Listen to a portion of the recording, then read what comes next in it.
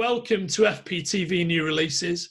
And today, my special guest is the supremely talented Christopher Golden. He's the New York Times best-selling author of Snowblind, of States and Shadows, and many other novels. And as an editor, his anthologies include Seize the Night, Dark Cities, and The New Dead, among many others. He's also written screenplays, radio plays, web series, and he's 1/3 of the pop culture podcast, Three Guys with Beards. Mate, I know you're a supremely busy guy based on that intro. Thank you for joining us. My pleasure. Thanks for having me. I'm a huge Forbidden Planet fan, as you probably know.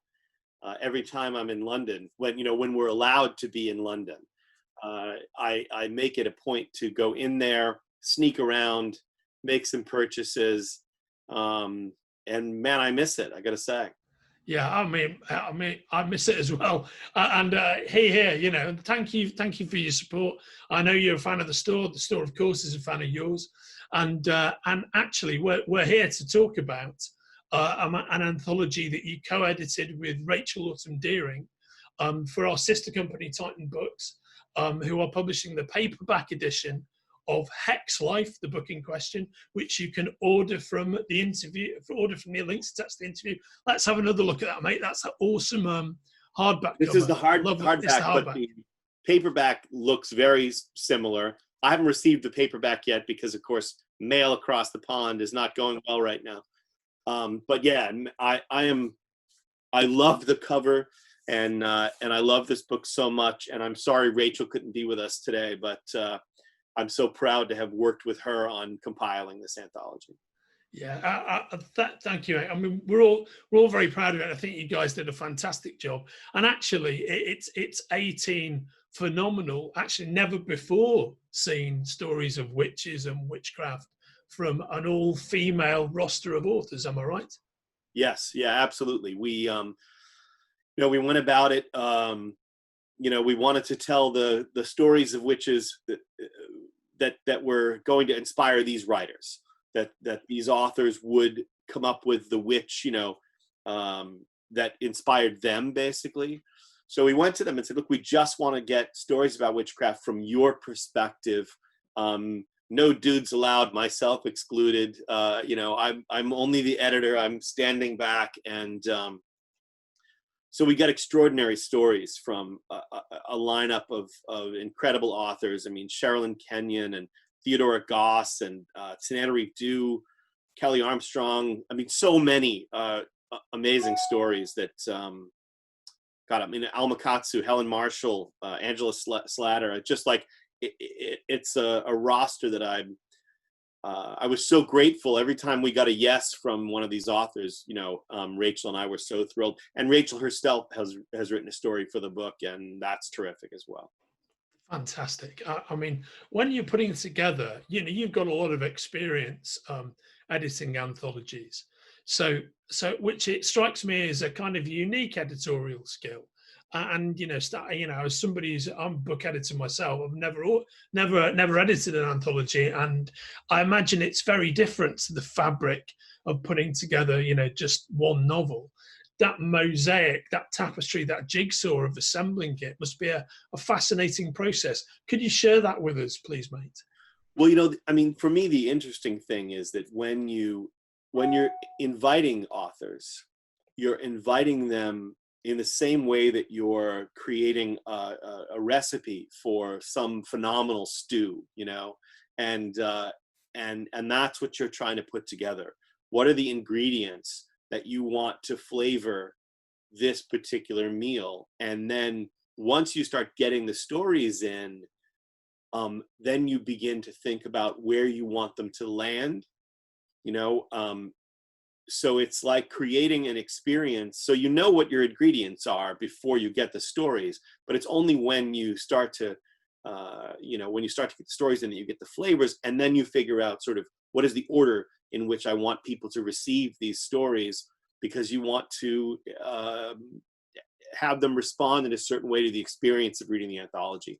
And that's the fun part. It's sort of like being not one of the musicians, but conducting the orchestra.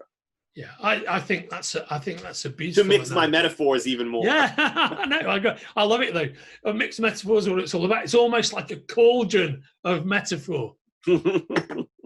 So, Yeah. why do you think that tales of witchcraft, which are fundamentally based in, you know, I'm almost going to hear an answer to this question popping out even as I ask it, well, are based in you know the superstitions and the non-scientific world gone by? Why do you think tales of witchcraft remain so powerful and so resonant today?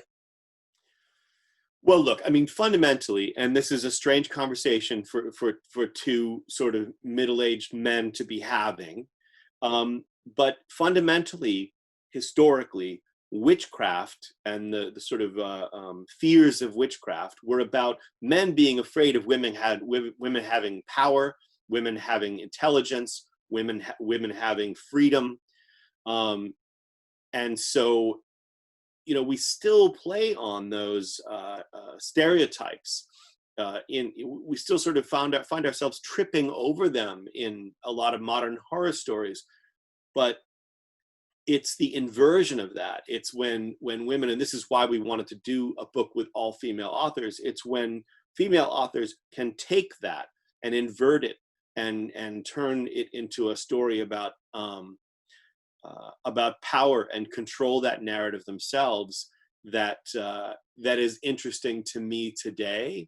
So it's like, I think stories about witches and witchcraft have more resonance now in a way than they ever did before, because it is such a fundamental and fundamentalist sort of still burning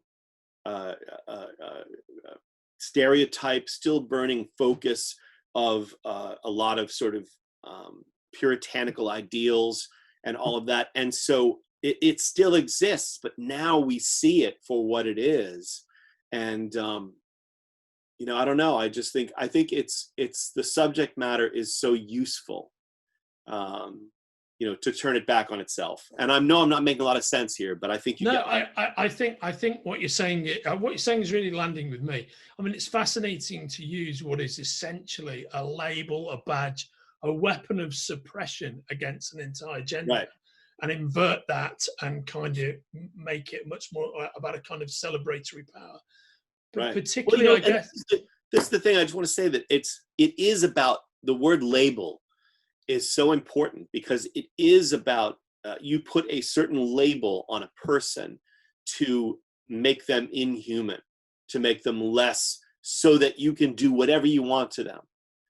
And so weirdly, that label is almost a black magic of its own, right? Because you can say, you're a witch, therefore you don't have the same rights that I have. You don't have the same humanity that I have. Therefore, I can do whatever I want to do to you. And it was to make someone small or powerless in society. And now what we're doing in telling modern stories about witches and witchcraft is to make those people powerful, is to say that those people who want to push you out of the human race are actually the ones who are being inhuman. And I know this is like, but I'm talking about the philosophy behind why we did this book and what we wanted to do with it. Aside from that, the stories themselves are great stories about witches. They're horror stories, they're fantasy stories. One is, even greater than the next. And I couldn't be happier that these authors agreed to participate. I think what's beautiful about the collection is that it has. I think because you've done such a good job of varying the narrative, it gives the reading experience such a tremendous sense of pace. Because you finish one story and like, man, I got to get into the next. You know what I mean? It's like watching an old cliffhanger serial, even though they're not connected episodes. The enjoyment of one leads you into another one, and that to me is the beauty of the anthology experience when you get it right, like you guys have. Thank you. Yeah, it's funny because I think that every anthology I've ever edited, you know, you read the reviews, and what's funny is one review will say, I loved these stories, but I hated this one story. And then the next review will say, I loved these stories, including the one the last person hated, but I hated this one, which the last person loved. And so that's sort of like the thing that I love about anthologies, is that there's something for everyone. And if you don't love this story, you know, there's another one along in a moment. But even so, with that, I think this one, of all the anthologies I've done, hits it out of the park, because I don't think there's one story in here that I have seen singled out by people. It's just, you know, it moves from strength to strength. It really does. And that's, Rachel and I would love to take, you know, credit for that, but it's really the credit to the authors. So. Yeah, right on. I mean, I think you have done, you and Rachel have done a beautiful job of assembling.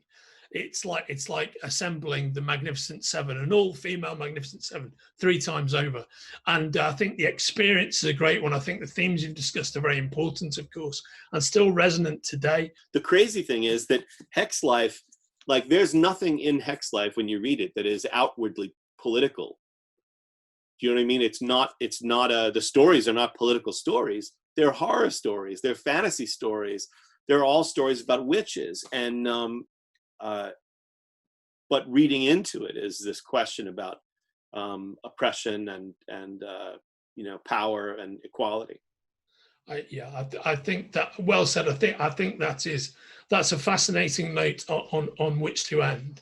So you have been watching Christopher Golden, the co-author with Rachel Autumn Deering, of this amazing anthology, Hex Life, which is a tremendous read. Thanks so much for joining us, mate. My pleasure. Thank you. It's a wonderful book, and both you and Rachel and all 18 female authors should be very proud of it. Thank you. We are. Take care, mate. All the very best. Take care. Thank you. Bye-bye.